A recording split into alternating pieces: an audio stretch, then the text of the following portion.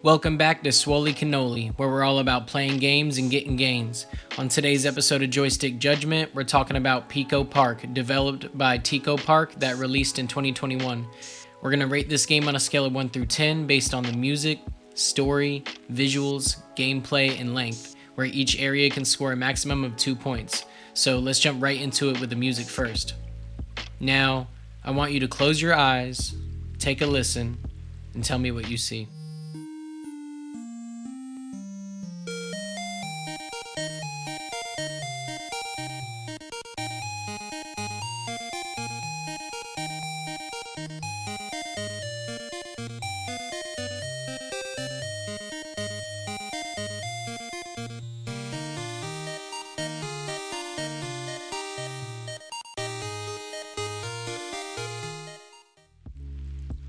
I see a bunch of friends going on a little adventure where they're forced to solve puzzles together, for better or for worse.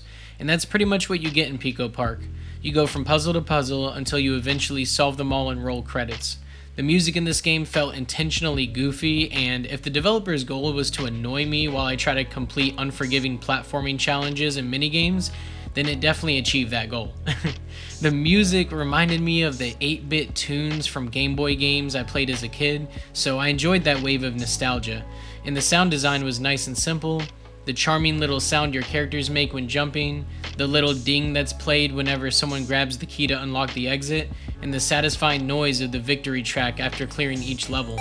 Although I do feel like the OST is very short and would have liked more variety, this section gets a 1.5 out of 2 from me. On to the story. Now, there's not much story to be told in this game, besides the adventures you go on with your friends to solve each level. I think the stories you will tell after playing a session with others will be more important for a party game like this anyway, but there's no real narrative or reason for why all these characters are here solving these puzzles. This section gets a 0 out of 2 from me.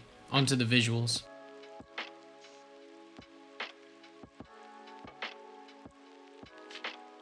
The visuals here are simple and cute. I love the pastel colors of the characters you play as. I liked how deceptive the design here is.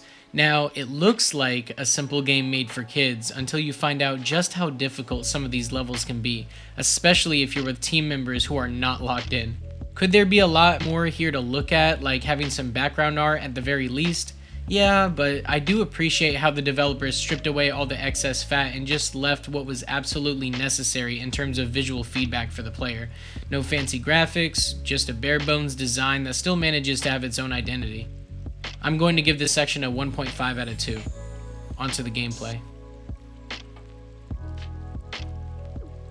The gameplay here is very fun if you can find good people to team up with. It was a blast beating this game with my brother because we were on a Discord call the whole time and we were pretty synchronized when it came to tackling these puzzles together.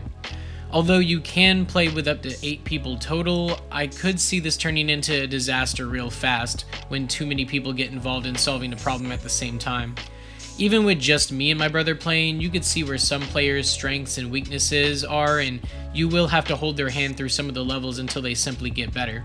Unfortunately for my brother, I was really bad at the plane flying levels, and I kept getting us both killed. And I love the variety of different games and puzzles that they throw at you. Every world has a different theme, and you can play them in any order you like, which is really nice. So if one world is a little too annoying, you can switch it up and try another one. I love how this game requires everyone work together because even one player dying means that everyone fails that level and you have to start from the beginning, unless you're lucky enough to have a level with a checkpoint. I give this section a 2 out of 2. On to the length.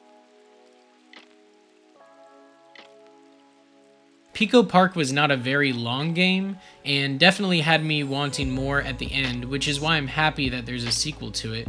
It only took about 4 hours to finish, but I could see this having replayability as I'd love to try this game out with others in the future. And it's perfect for gaming sessions where you only have a little bit of free time because each level is relatively short. Definitely a party game I will be playing in the future any chance I want to play some couch co-op. I give this section a 1 out of 2. 3 games I would say are similar to Pico Park are Chained Together, Heave Ho, and Death Squared, and of course you have the sequel Pico Park 2. So to wrap this up, Pico Park is a hilarious, cute, and difficult co-op puzzle game that is a fantastic time with friends or family. Just be careful who you invite to play a session with because you might just lose some friends over this. Even when teaming up with someone competent, this game can get frustrating pretty quick. I'm going to give this game a 6 out of 10. If you want to try Pico Park for yourself, you can get it on the Switch or on Steam where it usually goes on sale for around $4.